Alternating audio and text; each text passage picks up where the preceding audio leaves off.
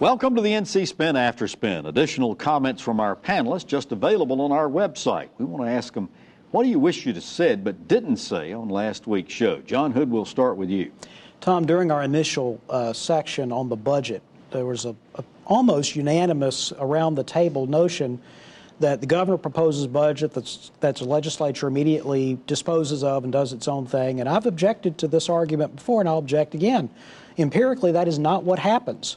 Governor's budgets are almost entirely adopted by the legislature, always. There are differences, but they are fairly modest. In other words, you've got a $20 or $21 billion budget. The governor proposes the budget. By the way, that's legally required.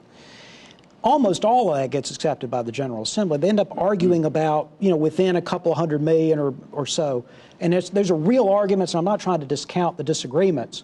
But the governor's budget is the starting point for everybody. That's the way it works. That last couple $100 million will get you every time, won't it? Howard Lee, what do you wish you'd said that you didn't say?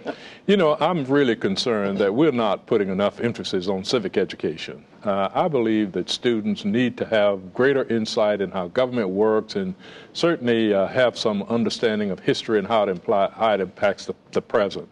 And I was really dismayed, and I think more convinced of that when I see some of our senators writing letters to foreign governments trying to give them an instruction on how democracy works, and they turn out to be wrong. So I hope that we will recognize that it's important to have civic education available to our kids in our schools.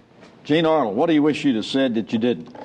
Well, Tom, I'm sticking to the education issue. In North Carolina, 8 out of 10 kids graduate from high school. Of that 8, 6 are qualified to go to college.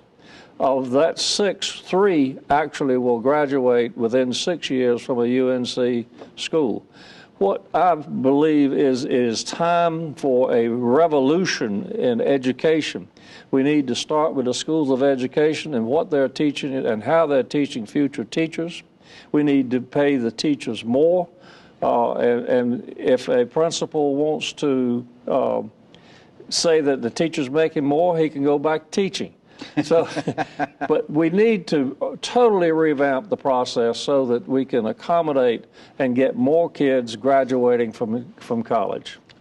Chris, what do you wish you'd have said you didn't? Well, when we talked about the governor's budget, and John is right, every governor's budget, every legislative budget is 90 or 95% of what it was the year before. That's the whole debate. But I think Governor McCrory politically needs a win on some signature item, whether we agree with it or not, whether it's historic tax credits, whether it's something that he is pushing before 2016, because, for example, the governor said before the session started, I need an incentives bill within 2 weeks. It's the most important thing to me. Well, it's been 7 or 8 weeks since the General Assembly convened. The House passed a bill, and the Senate is in no hurry to take it up. What does that say to the people of North Carolina? We have a crisis. We need the economic incentives within 2 weeks. I'm demanding that they do it, and they basically snubbed their nose at him again. I think McCrory needs to come out of this session with 1 or 2 things that he can point to that he wanted, that they didn't want, that he got. Big victories. Absolutely. All right. Well, thanks for watching the After Spin. We'll have more video all during the week on ncspin.com.